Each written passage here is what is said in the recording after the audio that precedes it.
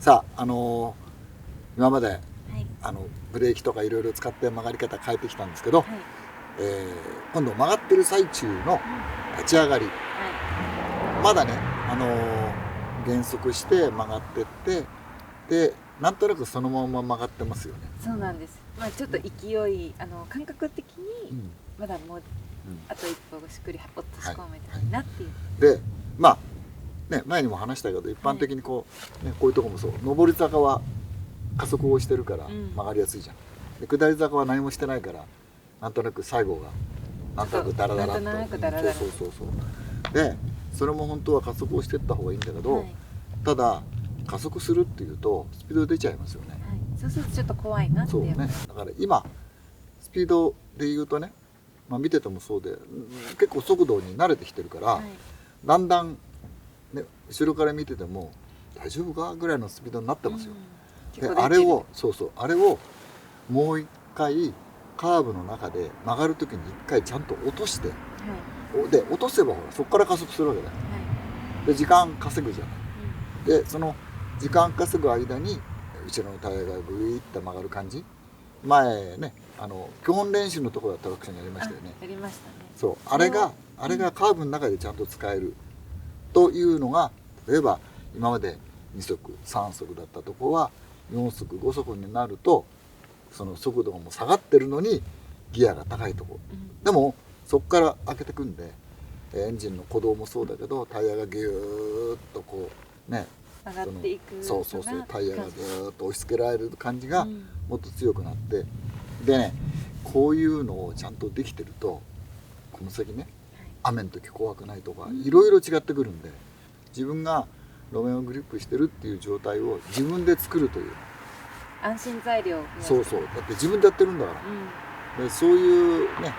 それが操縦ということで、そういう意味で、まあ、確実安全なおかつ楽しいというふうにもう一歩、ステップアップできるといいですねというのを今日やってみましょう。はい、はい、お願いします。はい、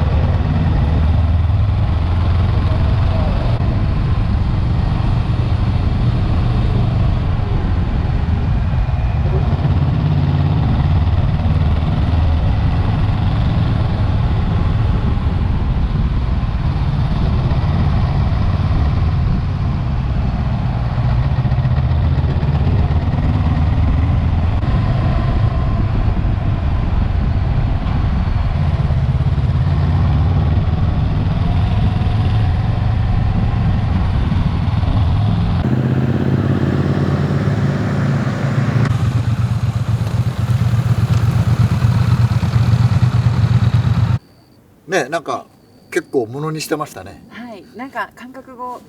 なんていうんですか、理解した上でちょっと掴んできました。なんか今までほらカーブのところで曲がったら開けてって言われてたんですけど、なんか開けてる自分が開けたと思う感覚のスピードと今日やったスピード全然違うなって。スピードっていうか開け回度ね。はい、開け回度。開けてる角度、角度、回度が全然大きくしないとあれが出ないでしょ。そうなんですよ。で開けて閉めて開けて閉めてだけで、結構こうカーブも、余裕を持って曲がれるというかね、なんで今まではどっちかっていうとコンスタントスロットルっていうどっちかっていうとその速度を維持するための開けてる角度ぐらいのまんまで走ってたよね。でまあ確かに立ち上がりは少し加速してって言われるからやってたかもしれないけど、まあ、でもじわーって感じでしたでしょから今はね、はい締めるは締めてるでしょ、うん、結構メリハリをつけて、ね、ということはカーブの中はその一番速度の下がるところは下がっていいんですよ。で速度が下がって下がって下がって曲がってまた開けて開けて開けて、ね、閉めて閉めて下がって下がって下がってまた開けて開けてっていうのをだんだん掴んできたら、はい、もうそれだけでバンバン曲がり始める、はい、しかもなんか結構ギアとかうんすごい結構気にしてたんですけど、さっきも曲がった時とか5とか 6速とかでも曲がれてた、今まで本当に3とか2とかそこら辺でやってたんで全然違うなと思って。そうね、でその一番いい回転域、うんまあ、2500とか3000とか3500とか少なくとも4000以下のところの、そこをずっと使っていくといいんだけど、うんさあそうすると前にも練習したはい曲がりながらギアを上げたりとかカーブの手前でそのギアにするために落としといたり、はい落としシフトダウンとかいうこともこれから組み合わせそう全部組み合わせなきゃいけないんで、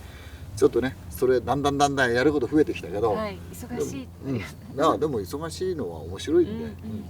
というんでまたねさらにいろいろちょっと詰めてみましょう。はいはい